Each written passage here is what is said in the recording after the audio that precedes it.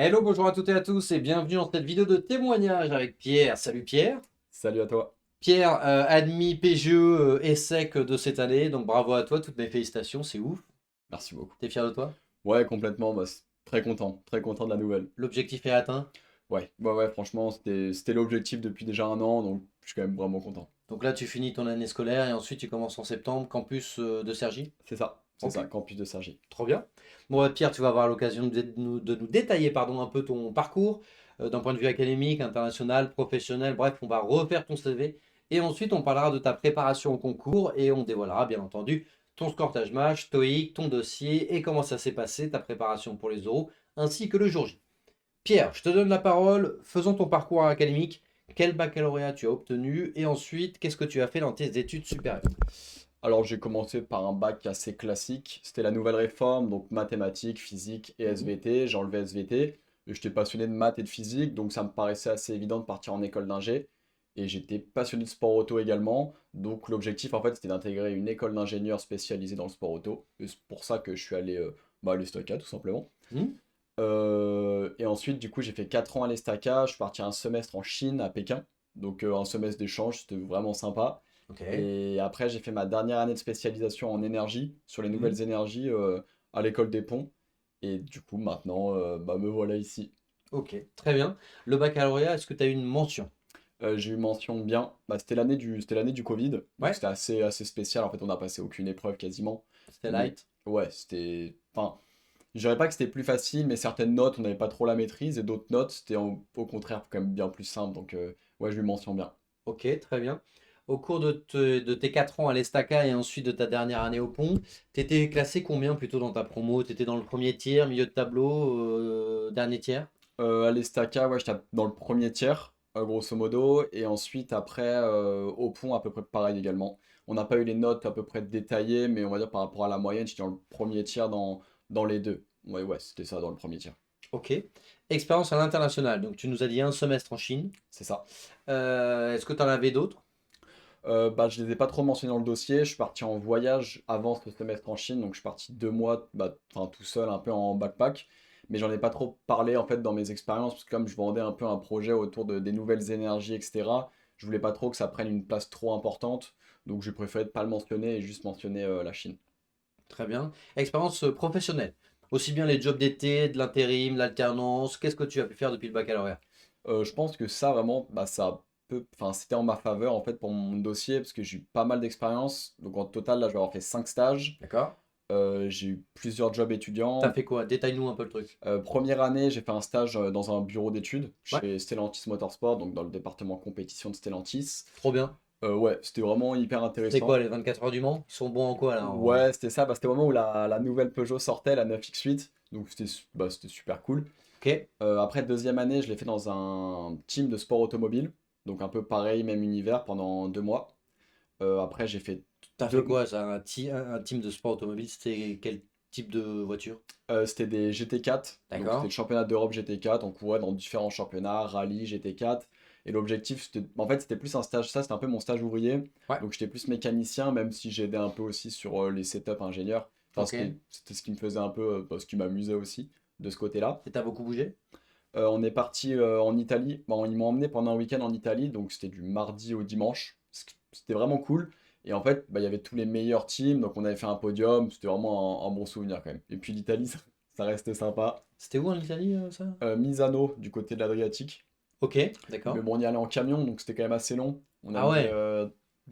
15 heures, je crois. Mais comment ça fait une équipe comme ça? Parce que tout le monde a en tête la Formule 1 ou l'IndyCar, c'est ça? Ouais, l'IndyCar. L'IndyCar, pardon, ou le NASCAR, tu vois, qui sont un peu les trois épreuves phares avec peut-être le rallye.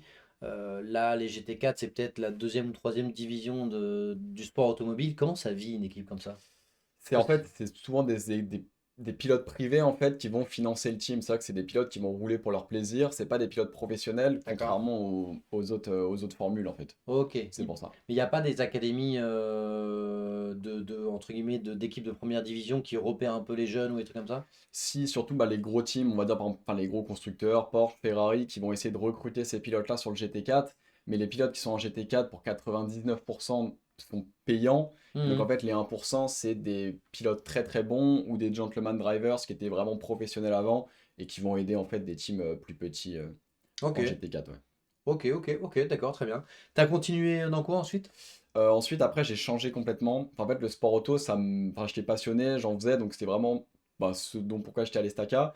Et ensuite, après, j'ai voulu changer complètement, faire un stage. J'avais un stage facultatif. Je Ouais. l'ai fait au sein d'un cabinet de conseil sur des financements, sur des financements, crédit impôt recherche, crédit impôt innovation. Et c'était sur des financements sur des projets d'innovation. Mhm. C'était super intéressant et c'était un peu une première approche de tous les éléments financiers, les bilans comptables, que j'ai assez aimé. Et du coup, ça me paraissait un peu logique de continuer dans cette voie. En quatrième année, j'ai fait un stage dans une start-up, donc l'année dernière. Ouais. Une start-up sur les nouvelles énergies, donc en hydrogène. Et j'ai plus en fait cette double casquette, stratégie, ingénieur, mais surtout stratégie en fait pour le développement commercial en fait de la start-up et de toutes nos solutions. Mhm. Et là, du coup, en dernière année, là, je vais faire mon stage qui va commencer dans un mois chez Mazar en financement de projet, dans l'équipe financement de projet. Et donc, je vais avoir une partie d'audit et une partie de modélisation qui va être enfin, bien pour la partie technique. Très bien. À partir de quand tu t'es dit qu'il te fallait une école de commerce? Je pense que c'était à partir du fin de stage de troisième année. En fait, j'ai lancé un projet entrepreneuriat sur des Mhm. solutions hydrogène. Et avec un ami, lui, il avait plus la partie technique, j'avais plus la partie financière, et je me rendais compte qu'il me manquait enfin, plein d'éléments en fait. J'avais pas toutes les connaissances, en école d'ingé, on nous en parle pas du tout en fait, tout simplement. Et donc je me suis dit, j'ai vraiment besoin d'avoir cette double casquette-là, et que ça m'ouvrait en fait un énorme champ de possibilités d'avoir cette double casquette. Et donc à partir de la troisième année, je me suis dit, faut que je prépare les concours, Mhm. et ça passait déjà par le TAJMAJ, puis TOEIC, et ensuite le dossier final en fait. Ok, très bien. Centre d'intérêt, vie associative, tout ce qui est extra-académique, qu'est-ce qu'on a pu mettre en avant dans ton dossier ou sur ton profil? On va dire trois grandes choses sur le karting dans un premier temps. Mhm. Enfin, ça avait rythmé ma vie pendant 10 ans, donc j'étais un peu obligé d'en parler. J'ai fait aussi un bénévolat. Je me souviens, on a discuté du karting. C'est ça, Non, ouais. mais t'étais pas coach de championnat d'Europe de karting? Je roulais dans ces championnats plus Ouais. jeunes, et donc c'était quand même sympa de pouvoir côtoyer même des pilotes qui maintenant sont en Formule 1 ou dans d'autres formules de promotion. C'était hyper formateur. Ok, C'était trop hyper bien. formateur pour ça, donc j'ai vraiment parlé de cette partie-là. J'ai un peu dévié après sur la partie course à pied qui maintenant enfin, rythme un peu ma vie comme pouvait le rythmer le karting à l'époque. Ouais. Et Tu fais quoi, des semis? ouais, là je prépare le semi de Paris de la semaine prochaine Ça va. et le marathon de Paris dans un mois, donc non, ça va être vraiment cool. Ah ouais, t'enchaînes semis et combien de temps après le marin? 4 semaines, ouais, Ouais, ça va. c'est un Ok. peu... Bon, ça va Ça le va, faire, ça ça va, va le faire. ça passe, ça passe, ça passe. Tu seras mort, mais ça passe. Non, c'est ça. Ok, très bien, course à pied, karting, t'avais quoi d'autre? Après, association étudiante, pas Ouais. mal, à l'Estaca. Donc, enfin, j'étais pas trop association technique, j'ai commencé en première année et après, je me suis dit qu'en fait, si j'allais dans des associations, c'était surtout pour rencontrer des nouvelles personnes et puis un peu profiter aussi. Donc, j'ai pu faire l'association de la cave, l'œnologie Ouais. de l'Estaca où je suis resté pendant 3 ans. C'était super intéressant, apprendre de nouvelles choses.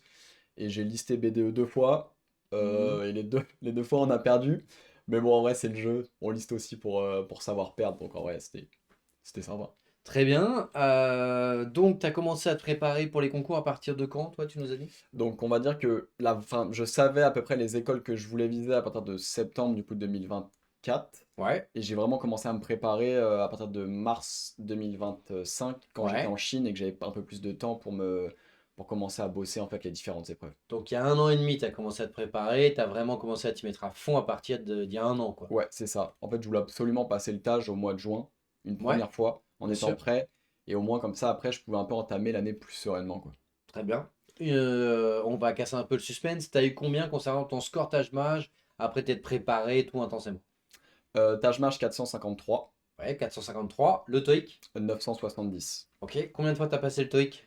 Euh, alors l'anecdote est un peu marrante, je l'ai passé 2 fois, mais le problème c'est que les 2 fois étaient à 2 jours d'intervalle. Parce qu'en Ouais. fait, Pourquoi c'est marrant? non, C'est parce que marrant j'ai eu pour les ingés ou non, c'est. mais en fait le problème c'est que j'ai payé 2 fois, Ouais. et le mercredi j'ai eu 965, et Hmm. le vendredi ou le samedi j'ai eu 970. Je sais pas si c'était le meilleur investissement pour 5 points, mais bon au moins Pour moi, tout s'est joué là-dessus. c'est C'est comme en karting, là, tu vois. T'es passé de la troisième ligne à la première grâce à ça. petit détail, petit détail. Exactement, c'est là-dessus que la différence est faite. Taj Mahal, je suppose que tu as passé plusieurs fois là. Non, Qu'une seule fois? Ouais. En fait, mais c'est peut-être un regret aussi. Bah ouais. C'est que j'étais arrivé vraiment, enfin, un peu confiant au mois de juin. Je suis tombé sur une session où j'ai l'impression que on s'est fait un peu fusiller, pour être honnête. Bon, après, j'avais un peu ce regret de jamais l'avoir repassé parce qu'au test blanc, j'avais toujours des meilleures notes. Donc, Ouais. et on dit souvent que les tests blancs sont plus durs que les Oui, tests. ils le sont, c'est vrai. Et je pense que mon pire test blanc était pas enfin, était mieux que mon montage mage le jour. Donc, bon, c'est pas grave, mais en vrai, je me suis dit que ça pouvait quand même suffire et que c'était un peu un détail aussi par rapport à ça. Et tu dis pas qu'HEC était jouable? Je me posais la question et je me demandais si le Taj Mahal pouvait vraiment avoir un impact pour HEC. Enfin, je- j'hésitais, je me suis dit est-ce que ce serait intéressant de le repasser. Et au final, bah en fait, j'ai pas eu trop le temps et je me suis dit peut-être me concentrer sur le TOEIC avant de repasser le Taj. Et Hmm. bon, ouais, non, c'est un peu un regret. Genre des fois, je me dis pourquoi je le repasserai pas maintenant juste pour voir combien je vaux, même si maintenant j'ai plus à le faire Ouais, quoi. c'est ça. Maintenant, c'est un peu chaud de se remettre dans le bain. CV, dossier, donc tu avais fait la partie rédactionnelle, tu sais que tu as des essais à répondre, enfin à rédiger, où tu as 5 questions, tu dois faire de mémoire 200 mots à chaque fois. Tu as une lettre de motivation pour le SCP. Bref, tu as pas mal de documents rédactionnels. Ça s'était bien passé? C'était tout seul, c'était un peu compliqué. Ouais. Enfin, tout seul, c'était un peu compliqué. C'est vrai que j'avais pas tous les éléments en main, donc demander un peu des avis à droite à gauche, c'est quand même super compliqué quand on connaît pas non plus grand monde. Donc je me suis débrouillé, mais je pense que c'est un peu ce qui a pêché pour HEC par exemple, Ok. parce que j'ai préparé des bonnes lettres, mais faire revoir par ma mère ou par mon père, c'est différent que de faire revoir par des pros. Enfin, tout simplement, Mhm. Ok. c'est différent. Donc tu vois que tu es admissible. Tu as très peu de temps entre les résultats d'admissibilité et tes entretiens ensuite.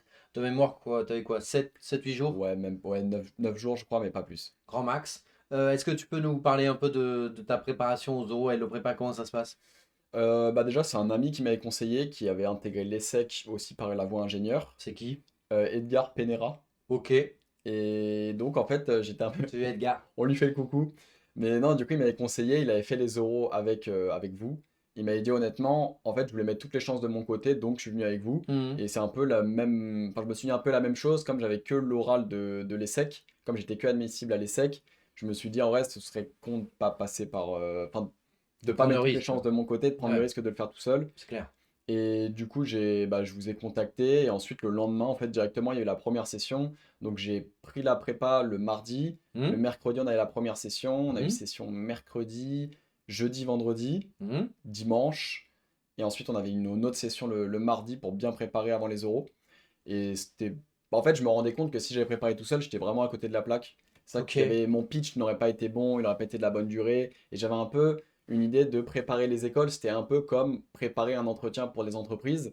Bah, souvent, ça se passait bien avec les entreprises, mais je me rendais compte que pour une école, c'était complètement différent et qu'on devait vraiment se mettre à la place de. Enfin, se vendre complètement Mhm. pour pourquoi moi je serais bien dans votre école, en fait.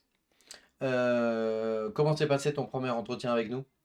Le premier entretien, donc après, bah, en fait, comme j'avais quand même eu le temps de me préparer avant, bah, le pitch était déjà beaucoup mieux qu'avant, mais c'est sûr que le premier est un peu, Normal. c'est un peu un test. Tu te souviens de ta note ou pas? Je crois que j'avais eu 13, Bon, ça donc va, c'est honnête pour un premier. ou ça, ouais, ça va. Enfin, j'étais pas non C'est entre plus. 10 et 13 en général le premier. Ok, ouais, donc en vrai, ça va. C'est J'étais plutôt quand bien. même. T'as eu qui en premier? T'avais eu un gars qui s'appelle Guillaume Pucharkos ou pas? Non, je l'ai eu en deuxième. Ok. Je l'ai eu en deuxième pour le deuxième oral où bah, lui il était quand même sévère, mais bien. Ouais. Enfin, c'est qu'il a été vraiment me chercher loin dans mes retranchements. Et Ok. c'était quand même cool. C'était cool parce que moi j'ai appris sur plein de choses. Et il m'a dit, ok, cet élément-là, bah, surtout le karting, il fallait que j'en parle absolument. Et de cette manière-là, et donc après j'ai tout restructuré pour faire en sorte que ça se passe bien. Est-ce qu'ils t'ont un peu attaqué sur le côté pollution du karting et compagnie? Enfin, classique quoi. Ouais, tout, mais même, enfin, même encore plus loin sur le côté financier, en fait, sur tout le côté. Et du Rien coup, qui va dans le karting. en fait, c'est que en fait, j'étais prêt à répondre, mais pas complètement. Et du coup, après, il s'est mis à ma place. Il m'a vraiment aidé. Il m'a dit, écoute, voilà, parle de cet aspect-là, si on te pose la question pour te défendre. Et en fait, bah, le jour de l'oral à l'ESSEC, en fait, j'ai eu exactement la question qu'il m'avait posée. Ah ouais? Et donc, c'était un peu, bah, Ah, t'étais content, hein. enfin, T'étais en content, hein. fait, j'aimais pas la question, mais j'étais prêt à y T'étais répondre. content. Donc, c'est pour ça que Tu leur c'était, as dit, allez-y, posez-la moi. allez, c'est parti. Allez-y, posez-la moi. Je sors le J'ai la monologue. réponse. Mais non, du coup, et je pense que si j'avais pas eu la question, je l'aurais préparé, mais différemment. Et Ouais. donc, c'était un peu sur une histoire de sponsor, comment ça se passait, machin. Et c'est toujours une question qui. Enfin, l'argent, dans tous les cas, c'est toujours une question difficile à aborder dans des entretiens. Bah, dans ce milieu-là, oui, un peu en natation, ils te la posent moins, hein. Et C'est oui, sûr. en karting, ça c'est sûr. Ok, très bien. Et est-ce que tu avais une progression avec ton deuxième, troisième, quatrième entretien? Ouais, le premier, du coup, j'ai eu 13, le deuxième, j'ai eu 14, et Hmm, le dernier, j'ai pas eu la note, mais en fait, j'avais changé mon pitch complètement, parce que d'accord. Guillaume m'avait dit vraiment que c'était bien, mais qu'il pouvait être beaucoup mieux. Ouais. Et du coup, j'ai changé complètement mon pitch, et en fait, à la fin du dernier entretien, ils m'ont pas donné de note, mais ils m'ont dit enfin, que si je faisais ça le jour de l'entretien, c'était bon. Et faut voir que du coup, Et que ça l'a fait, ça quoi. a été bon, ouais. Comment ça s'est passé d'ailleurs le jour J? Parce que l'essai, c'est 45 minutes, ils sont trois face à toi, un en face, un à gauche et un à droite. C'est en présentiel. Comment ça s'est passé ces 45 minutes? C'était stressant, Ouais. évidemment, mais donc on arrive, j'attends devant la porte, et puis après on nous fait rentrer, trois personnes, Mhm. mais l'élève un petit peu... Enfin, je pensais que l'élève allait être le plus gentil, le plus avenant. En fait, c'était un peu l'inverse. Ah ouais? C'était l'élève qui mettait de la distance, Ah ouais? la personne du monde professionnel qui était le plus proche de moi, et la personne du corps académique de l'ESSEC qui était vraiment cool. Pourquoi il t'a posé des... ou il ou elle t'a posé des questions un peu sèches? Ouais, un peu sèche, un peu des questions pièges, et c'était lui qui posait les questions pièges, Ah alors que les ouais? autres étaient plus dans le dialogue. C'est ça qu'on était tous dans Ah un dialogue, et ouais. lui était un peu là pour casser. Bon, je trouvais ça un peu Il cherchait la décevant, parce bébête, que quoi. ouais, il était à ma place il y a un an ou deux, donc je trouvais ça Ouais. un peu dommage. Mais des questions du type, ah oui, du coup, comme je mentionnais la liste BDE, un peu mentionner, dire, ah, tu voudrais le faire à l'ESSEC, mais en fait, passer par une porte qui est pas vraiment Ouais. habituelle, quoi. Il voulait te mettre en difficulté, quoi. Ouais, c'était ça. Ok, ok. Est-ce que tu as eu une mise en situation ou un passage en anglais ou quelque chose comme ça? Pas de passage en anglais, mais on a beaucoup parlé de géopolitique. Ah Parce ouais. qu'en fait, enfin, je parlais un peu d'un projet en Asie, je Mhm. parlais du fait que j'étais parti en Asie, en Chine, et du coup, il s'était un peu là à me poser la question, mais enfin, pourquoi l'Asie, pourquoi, etc., etc. C'était quoi Mhm. la conjecture actuelle, machin, machin. Normal. Et du coup, après, ils m'ont mentionné un peu des podcasts, est-ce que je connaissais ce podcast-là, ces livres-là, et du coup, comme c'est des trucs, pour la plupart que j'avais lus, c'était cool parce qu'on Ça avait le même va. dialogue, on Ça comprenait un va. peu, oui, non, Là, oui. tu savais que tu marquais des points à ce En moment-là. fait, je savais que si je rentrais dans ce sujet-là, je pouvais mentionner les livres et après mentionner les auteurs, dire un peu le point de vue et puis ramener un peu des éléments techniques dont on n'a pas trop l'information et du coup, c'était cool. Le projet pro, t'avais vendu quoi? J'avais vendu un fonds d'infrastructure spécialisé sur le secteur énergétique. Impact. Ok, on la connaît. Donc, non mais c'est vrai que c'est un classique, fonds d'investissement en infrastructure, en infra. Ok, d'accord, très bien. Est-ce qu'ils t'ont interrogé là-dessus? Parce Ouais, que c'est la mode en ce moment. C'est pour ça que je te charrie un peu, mais c'est un peu la mode en ce moment de ça avec tout ce qui est private equity et VC. ouais, c'est sûr. Ils m'ont posé la question, enfin, ils m'ont demandé tout simplement de débattre sur mon projet pro, comment il était venu, etc. Et donc, Mhm. j'avais bien tout préparé. Et en fait, ils m'ont aussi posé la question, qu'est-ce que vraiment un fonds selon toi, un fonds spécialisé? Mhm. Et en fait, ce qui était bien, c'est que du coup, avec le parcours, que ce soit le projet entrepreneurial, que ce soit les stages, et aussi, du coup, mon année de spécialisation en énergie, j'avais un peu tous les détails et c'était un peu en fait, c'était une continuité. Donc, c'était assez logique et donc, ils ont compris. Donc, je pense que c'était le. Bon, de toute façon, ça, tu devais être méga calé sur le sujet parce que c'est assez fréquent que les ingénieurs et le prépa fassent ça. Quand je dis fréquent, on parle de 20, 25, 30%, hein, Ouais. pas de 80, mais c'est un profil assez classique. Donc, tu as dû avoir tout type de questions déjà dans tes entretiens avec nous, quoi. C'est exactement ça. C'est que j'ai vraiment des questions super précises parce qu'il y avait des examinateurs au sein des lots prépa qui étaient spécialisés dedans. Donc, ils ont pu me poser des questions très techniques, Hmm. des choses que je connaissais déjà. Donc, j'ai pu mettre en application tout simplement les explications, mais aussi des nouvelles notions des notions bien plus précises que ce dont j'étais en connaissance à ce moment-là. Donc, l'objectif, c'était vraiment d'aller creuser plus au cas où j'avais une question technique et pas passer un peu pour ah, tu veux faire ça, mais tu connais pas cet élément-là, c'est indispensable. Très bien. Question originale, what the fuck, atypique, est-ce que tu en as eu où tu t'es dit, bon, là, on essaie un peu de me faire sortir des sentiers battus pour voir ce que je pense dans ma créativité, mon imagination? Je crois pas. Enfin, non, en fait, je suis sûr que non. Enfin, j'ai pas eu de Rien qui t'a question. surpris, quoi. Non, franchement, c'était super sympa. Enfin, mais c'est une question normale, mais c'est juste la question qui m'a le plus étonné, c'était mentionner une asso de l'ESSEC avec le nom, ne pas me dire quelle asso c'est, et me dire oui, est-ce que tu aimerais bien la rejoindre? Et là, je me suis dit, bon, C'est-à-dire, c'est eux qui t'ont imposé ouais, l'assaut? ils m'ont dit oui, est-ce que tu aimerais bien rejoindre Elixir? Hmm, Et là, je me suis dit, ok. Et bien sûr, Elixir. donc là, oui, bien, voilà, c'était un peu ça la réponse. L'assaut de jeux de cartes et de jeux de société Non, plateau, bien sûr. non, mais ça paraissait logique. Mais en C'était fait, quoi Elixir? c'est l'association d'œnologie. Et donc, ça faisait un peu référence à du coup mon investissement au sein de l'association d'œnologie à l'Estaca. Mais la question, elle est un peu venue d'une manière très rapide. J'ai pas eu le temps de réfléchir. Donc, j'ai commencé à dire oui. Mais enfin, en fait, je faisais comprendre que je savais pas exactement ce que c'était. Il m'a Ah, tu dit, savais pas du tout ce que non, je c'était. savais pas du tout ce que Ah, c'était. c'est après coup que tu as su que c'était l'onologie. C'est Ah, ça. pourquoi tu leur as pas demandé? Bah, en fait, j'ai demandé, mais dans un second temps, d'abord, enfin, j'ai un peu parlé des investissements J'adore les sauts en dans parachute. l'école. Non, mais Donc oui. j'y vais à fond, tout ce qui est sport extrême et tout, j'adore. Mais non, après, du coup, on est parti là-dessus. Et après, j'ai pu un peu expliquer ce que j'avais pu faire en fait au sein de l'Estaca, faire des nouveaux events, aller à Rungis, etc. Et donc, en fait, après, la discussion, elle est repartie très rapidement. Donc, Ils ont cramé que tu connaissais pas ou pas? que je connaissais pas le. Ouais, ou alors ils se sont dit, ok, il connaît pas, mais il le cache bien. Ouais, non, là, je pense qu'ils se sont dit que je connaissais pas. Ouais.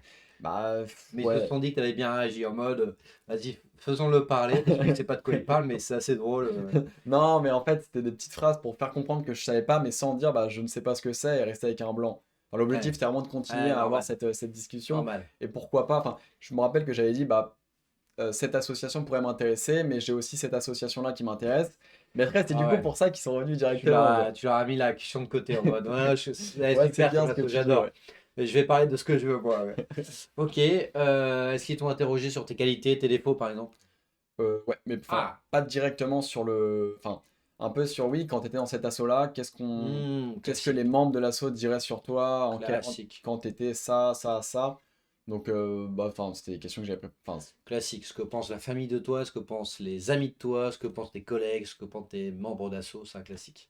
Très bien, est-ce que ça a duré 45 minutes ou ça a débordé, c'était moi? je pense que ça a duré plus longtemps. Enfin, je suis Ouais, déjà arrivé plus tard dans la salle. Donc, d'accord. comparé aux autres, en fait, j'étais le dernier à être sur ma chaise comme ça à attendre. Bon, c'était pas la meilleure Ah, t'étais le des. dernier de la journée? J'étais le dernier de la journée et j'étais le dernier des trois. C'est vrai que vraiment, j'étais le. À la fin, c'était fini, donc c'était pas hyper. Enfin, je dis pas que c'était pas bien, mais on sait que le jury à la fin est fatigué, Ouais, mais bon, machin. après, si t'as pas le choix, t'as pas le choix. Bon, ça Ouais. t'a pas empêché d'être admis. Non, non, non, non, non, non, donc il n'y a pas d'histoire de si on passe le matin, c'est pas bien la première heure, si on passe l'après-midi, c'est pas bien la dernière heure non plus.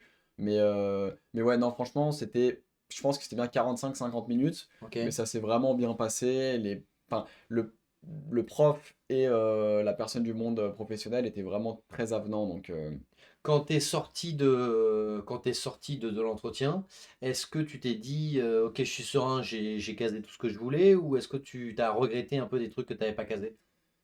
en vrai, j'avais parlé quasiment de tout, même si parfois c'était un peu des. Enfin, ça prenait pas les bons chemins, j'essayais vraiment de tout caler. Mhm. Mais enfin, à la sortie de l'entretien, je voulais pas être. Enfin, j'étais un peu mitigé. Je savais que ça s'était plutôt bien passé, mais j'étais pas non plus sûr parce que. Enfin, je sais pas, en fait, ça s'était bien passé, mais ils sont assez restés un peu sans émotion, et donc c'était un peu plat. Enfin, en fait, ouais, je sais pas comment décrire. Ouais, ils étaient neutres, quoi. Ouais, c'était très très neutre, donc ouais. Quand je suis sorti, j'étais plutôt content, mais parce que j'avais réussi à tout caler. T'es sorti de l'entretien, une semaine plus tard, t'as tes résultats. Où est-ce que t'étais lorsque tu les as découverts et quelle a été ta réaction? J'étais en cours. Ouais. Enfin, en fait, j'étais en cours. Enfin, j'ai pas reçu le mail, mais j'ai reçu un message comme quoi il y avait les résultats sur le site. Mhm. Sauf que j'étais en cours et j'étais dans un cours un peu chiant. C'est-à-dire que c'était le moment où on faisait les évaluations de tous les modules, etc. Mhm. de l'année. Ça a duré 4 heures. Et je me suis dit, j'ai pas envie d'avoir une réponse négative à ce moment-là. Parce que juste, bah, enfin, c'était pas le bon moment. Ok. Donc j'ai attendu de rentrer chez moi. Il y a mon pote, il m'a dit, ouais, bah, si c'est positif, tu m'appelles et on va faire un truc après. Et au final, je suis rentré chez moi, je suis allé sur le site, j'ai vu la bonne nouvelle. Et donc là, c'était un peu une délivrance de 1 an et demi où vraiment, c'était ce que je voulais exactement. Enfin, c'était surtout l'essai que je visais. Et du coup, c'était quand même vraiment satisfait. T'as prévenu qui en premier? Bah, du coup, j'ai appelé mon pote T'as appelé ton directement. pote, Et direct. puis, et puis après, Moi, et non, le lendemain, j'ai appelé mes parents, non, quoi. non, les parents, j'ai envoyé un message après, bah, juste après. Et puis, bah, enfin, c'était aussi. Enfin, je veux dire, c'est que j'ai été pris, mais c'est aussi eux, à travers tous leurs conseils et toute la manière dont ils ont pu m'éduquer, que j'ai pu être là, quoi. Enfin, c'est un peu cliché ce que je suis en train de dire, mais je veux dire, bah, sans eux, j'aurais pas pu être là. Donc, ouais. C'est beau. Non, mais non, ça paraît tellement cliché. Non, mais bien sûr, évidemment, évidemment. Donc, tu es reconnaissant envers ce qu'ils t'ont fourni, envers l'éducation que tu as eue, etc. Ouais, c'est Évidemment, ça. je caricature, mais on a compris le message. Ils étaient honorés, contents. Est-ce qu'ils se rendaient compte de l'importance du truc? Parce que généralement, les parents qui n'ont pas fait d'école de commerce, il y en a beaucoup qui n'ont pas fait d'école de commerce. Est-ce qu'ils se rendaient compte que c'était important par rapport à ton investissement ou est-ce qu'ils connaissaient un peu le monde des écoles? Non, ils connaissaient pas du tout. Enfin, D'accord. mes parents n'ont pas fait bah, d'études supérieures, enfin, Ouais. ou très peu.